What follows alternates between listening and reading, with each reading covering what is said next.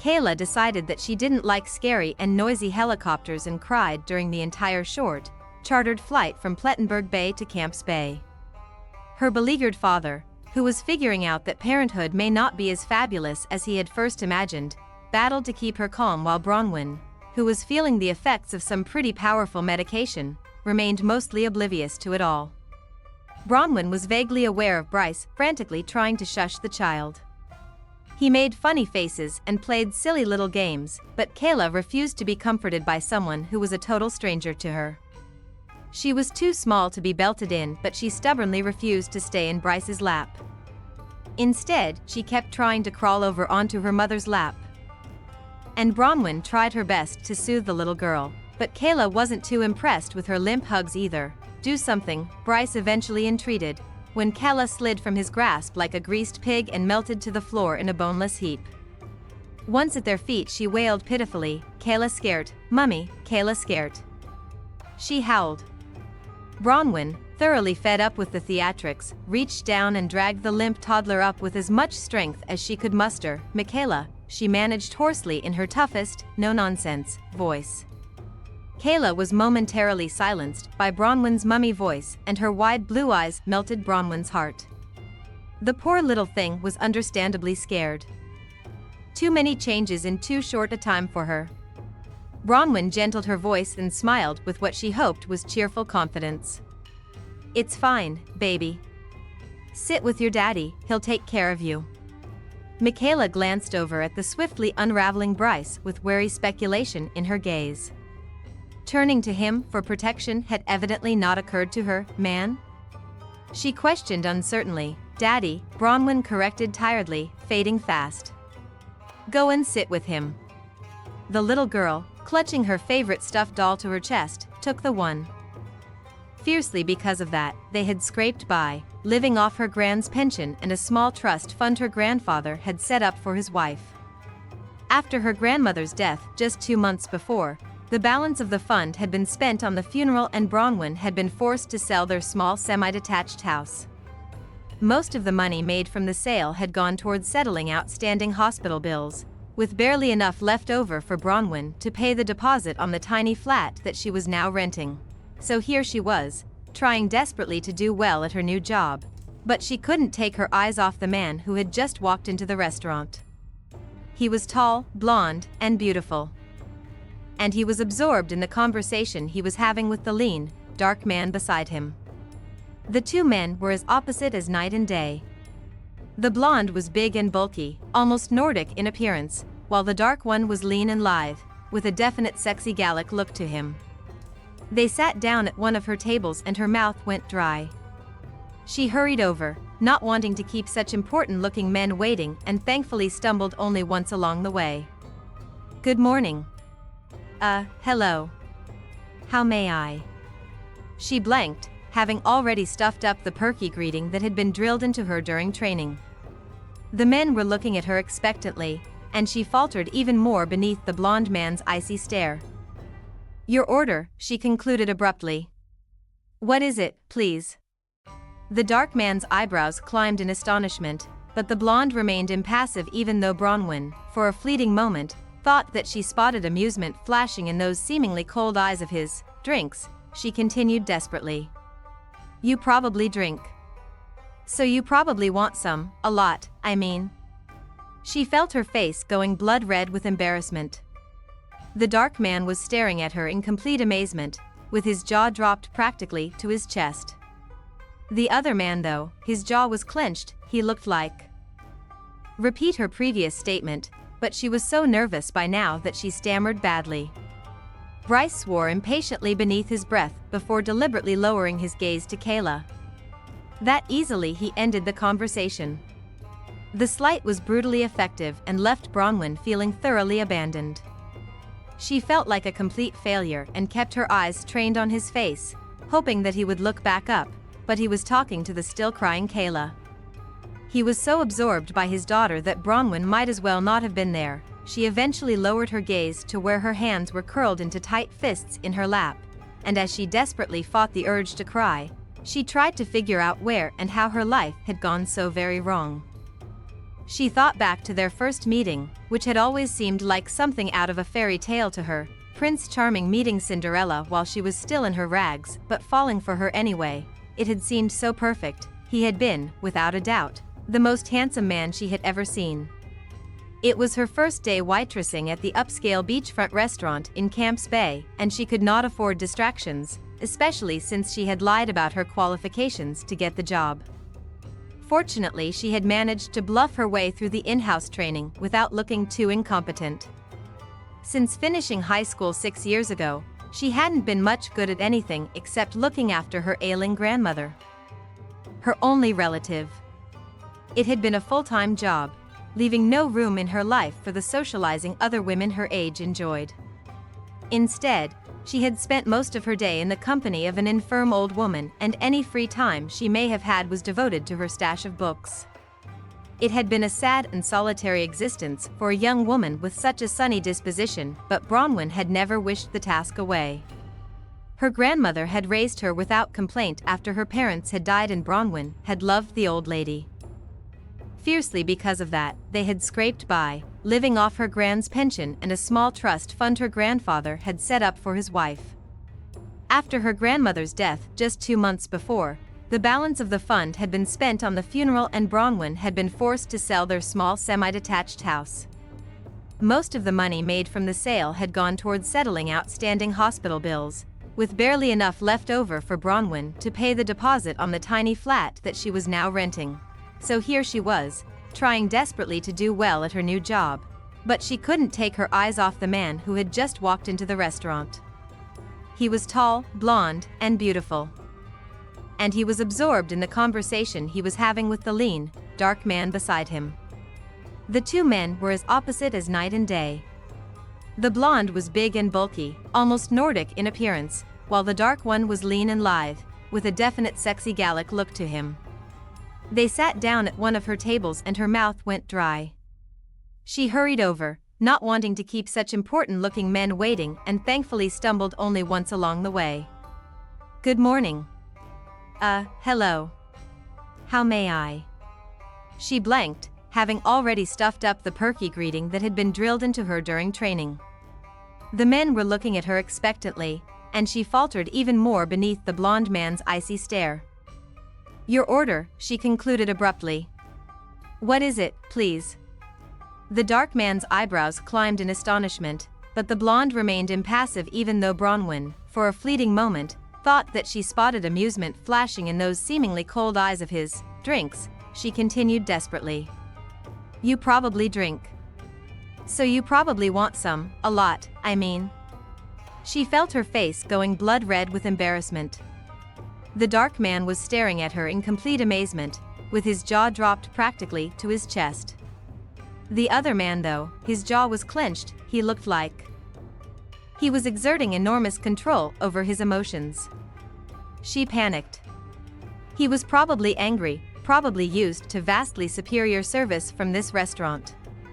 She floundered again, at a complete loss. "You look thirsty," she murmured, hoping to prompt them into saying something, anything. "And we have plenty of drinks. What would you recommend?" the blonde asked unexpectedly. His voice was warm and mellifluous, and much gentler than she had expected. It seemed completely at odds with the craggy planes of his face, as well as with his tightly controlled expression. His voice flowed over her like warm honey, and she stood staring at him dreamily without being aware of it for the longest time. "Miss?" the dark man prompted impatiently. "What do you recommend?" She snapped out of her daze, embarrassingly aware that she had been caught staring at the blonde. "Recommend?" "Drinks," the blonde reminded gently. "Yes, of course." She scanned her memory frantically. "Wine, we have wine, and of course we have. You might like it, because I quite like it, you see?" They didn't seem to see. God, she was being such a socially awkward ditz. She wasn't usually this bad. "Like what?" the blonde asked. The milkshake. Chocolate especially." The dark man's brows lowered in complete consternation. He really had the most expressive eyebrows. "You recommend the..." He sounded like he was choking. and his face was going an unbecoming shade of red. The milkshake? I didn't even know they had milkshakes here, the blonde said conversationally. Did you, Pierre? The other man, Pierre, seemed incapable of replying, and Bronwyn wished the ground would open up and swallow her. She was so humiliated. Milkshake? What was she thinking recommending the milkshake to a pair of men who had doubtless not had one since hitting puberty? We have other, she began miserably but was interrupted by Jake, the manager. Sensing a problem, he had come over to intervene. Excuse me, is everything all right here? He asked politely, sending a surreptitious glare toward the flustered Bronwyn. Bronwyn suspected that he knew she had lied about her previous experience, and it seemed that the owner had hired her against Jake's advice. Now Jake seemed desperate for her to mess up so that he could have an excuse to fire her. She hung her head and waited miserably for the men to complain. The darker one, Pierre, opened his mouth to say something, but the blonde forestalled him. No problem at all, he murmured smoothly. My colleague and I were just having some difficulty deciding what to order. Jake had no option but to retreat. But not before sending a warning glare toward Bronwyn. Very well, Mr. Palmer. He practically genuflected as he stepped back. But if you need anything, please ask for Jake. Now why would we do that when we already have an excellent server right here? The blonde, Mr. Palmer, asked smoothly before dismissing Jake with a casual flick of the hand.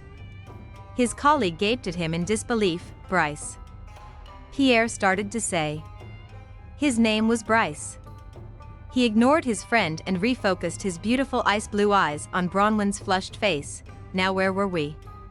He asked mildly, his eyes running over her face intently. Ah, yes. I think I'll have the chocolate milkshake. She gaped at him stupidly. What? The milkshake, I'll have that. Chocolate, of course. She nodded dazedly and scribbled down the order before reluctantly turning her attention to Pierre. And for you, sir? Pierre was staring at his friend in disbelief, before refocusing his attention on Bronwyn. Those previously grim eyes of his were alight with humor. What the hell? He had a French accent. She had been so focused on Bryce that she hadn't noticed that before. I think I'll have that milkshake too. Chapter 3. A few hours after arriving in Camps Bay, Bronwyn was still unsettled by the emotions those long-ago memories on the chopper had stirred up. She was standing in the conservatory. It was the highest point in the staggered house and had always felt like an eagle's eyrie to her. All but one wall, as well as half of the ceiling, was entirely made of glass. She gazed down at the beautiful, blue Atlantic Ocean with its pristine beaches. To her left was a view of the mountain range, the 12 Apostles, named after the majestic craggy peaks that loomed above the gorgeous beaches, while the bustling city of Cape Town lay to the right. The house was exactly as she remembered. Big and beautiful, it was built into the face of the mountain and had panoramic views all around. Bronwyn loved this house, absolutely loved the way it caught the sun and loved the fact that it had always felt like home. It still did. She had felt it welcoming her back from the moment she had stepped off the chopper. Bryce had deserted her immediately after their arrival, taking Kayla to introduce her to her new home. Bronwyn had wandered around listlessly before finding herself back in this room, her favorite. Bryce had always complained that she had turned it into a girly room, with comfortably overstuffed furniture, beautiful throw rugs, and anything else that caught her fancy. She had trawled flea markets and out-of-the-way little shops for anything she felt would suit this room, and the result had been an eclectic blend of old and new, a room for all seasons. He hadn't changed it at all. Everything was still in exactly the same place as it had been when she had left, but the room felt unused, and Bronwyn knew that he hadn't set foot in it over the last 2 years. The room contained so many memories. They had spent hours in it, night and day. It was the room they had done most of their daily living in, simply talking, often making love, and then arguing fiercely on that last day. Her eyes flooded with tears and she covered her face with her hands. Kayla had been conceived in this room too. One night, 3 months or so before their final argument, they had returned home from a party, both of them slightly tipsy. He had looked at her like she was the most beautiful woman in the world and had, indeed, told her that over and over again as he had worshipped her body on one of the rugs in front of the window. They had fallen asleep here, right where she was standing, entangled in each other's arms. They'd been so close it had felt like nothing would ever separate them. Bronwyn. She jumped and swung around, so wrapped up in her memories that it took a few seconds for her to realize that he was no longer the same Bryce who had held her so tenderly that night. He had a sleeping Kayla draped against his chest and looked at a bit of a loss. She felt a combination of anger and regret at the sight of him holding her daughter and possessively reached out for her, but Bryce sent her a quelling look. You can barely stand upright. Do you really think you're capable of carrying her without dropping her? Frustrated by the logic of his words and biting back her protestations only out of concern for her daughter's safety, Bronwyn took a step back. It's past her usual nap time, she said, making certain that he was looking at her before she spoke, not wanting a repeat of the incident on the helicopter. Where can we put her? I have a room prepared for her. He turned away and headed for the stairs, which led down to the second-story bedrooms. Bronwyn tensed when they passed the master bedroom and wondered where she would be expected to sleep. He led her to the room that adjoined the master and, with his hands full, he nodded toward the closed door. She obediently opened the door and then gasped when she saw the room. It was a nursery, beautifully decorated in lemon and cream. Toys of every kind were stacked neatly on shelves, and a crib, gorgeously detailed and obviously for a newborn, was positioned close to the large picture window. He carried Kayla to a bigger cot that Bronwyn hadn't immediately noticed. She watched as he tenderly laid his daughter down and covered her with a lightweight downy blanket. He stared at her for the longest time, his hand looking clumsy and huge and infinitely gentle as it stroked the little girl's silky hair. Welcome home, Michaela, he murmured gently before leaning down to place a sweet kiss on her forehead. He raised his head to meet her eyes, and seeing the question in them he shrugged, his face going a little bit red. I had the room done a few months after you left. It was that or go stir crazy. I didn't know if she was a boy or girl, so the colors had to be neutral. She has outgrown just about everything in here, but I couldn't picture how she would look and didn't know how big she would be. His voice broke and he lowered his gaze to the sleeping toddler, his eyes glittering with unshed tears. God, she's so beautiful. Bronwyn didn't know what to say, didn't know how to respond to this obvious desire. He'd had to be a part of his child's life. Why hadn't he come for her if he'd wanted the baby? Why hadn't he taken, or returned, any of her calls? At the same time she couldn't help but feel near hatred toward this clearly conflicted man. He had robbed them of the opportunity to be a real family with his inexplicably cruel actions, and pretty little rooms with expensive toys weren't going to change that fact. Bryce. She tugged on his sleeve to get his attention. She wouldn't be swayed by the obvious vulnerability on his face. I don't know what kind of cruel games you're playing with me. You tossed us away like so much garbage. If you wanted us, you would never have done that. I'm sorry that you missed out on the first year and a half of your daughter's life, but you do know that you have only yourself to blame for that. Right? She watched the barb hit home as he flinched at her words. The vulnerability fled from his face to be replaced by fury. You should get some rest. His words were icy.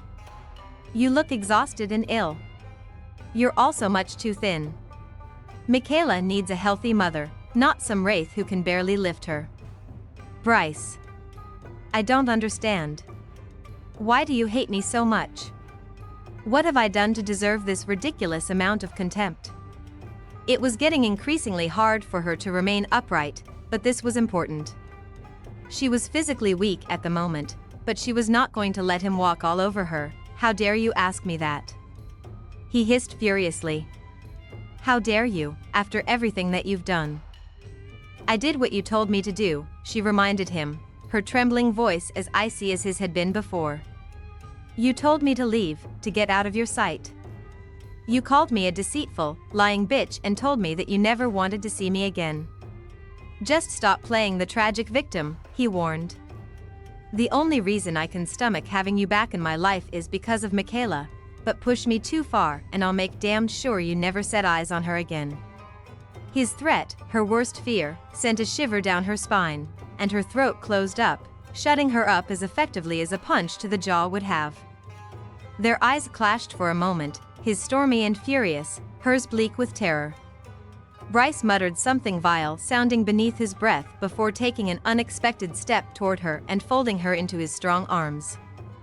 His head swooped and he caught her lips in a fiercely tender kiss. Bronwyn gasped in shock, fear, and relief. This felt more like home than the house had. She burrowed closer, wanting the intimacy and affection that she had been missing for so long. Her head tilted back and her mouth opened like a flower beneath his. He groaned, one large hand flat against the small of her back, the other cupping the back of her head. There was an edge of desperation to his kiss, a hunger that had never been present in his lazy, long kisses of the past. His tongue sought and found hers, she felt weak and dizzy with desire. God, she had missed him so much, enough to allow this moment of weakness, even though she knew it wouldn't solve any of their problems. His hands crept up to cup her face, and his thumbs swept over the silky skin of her cheeks. She had her arms wrapped around his hard, warm body, and her hands splayed against his back. She would have crept into his skin if she could. He stiffened suddenly before tossing her aside with a vicious curse and glaring down into her dazed face contemptuously. He shook his head grimly before turning on his heel and striding out without another word, leaving her hurt, humiliated, and furious in his wake. Bronwyn wrapped her arms around her shaking body, still utterly devastated by how much he seemed to despise her. There was a time when he had seemed like a dream come true. He had been an enigma but still the most intriguing man she had ever met. He had kept watching her and making her jumpier than she already was. After slurping down his milkshake with every appearance of complete enjoyment, he had asked her for a meal recommendation, but after the disaster with the drinks, she politely informed him that she highly recommended everything on the menu.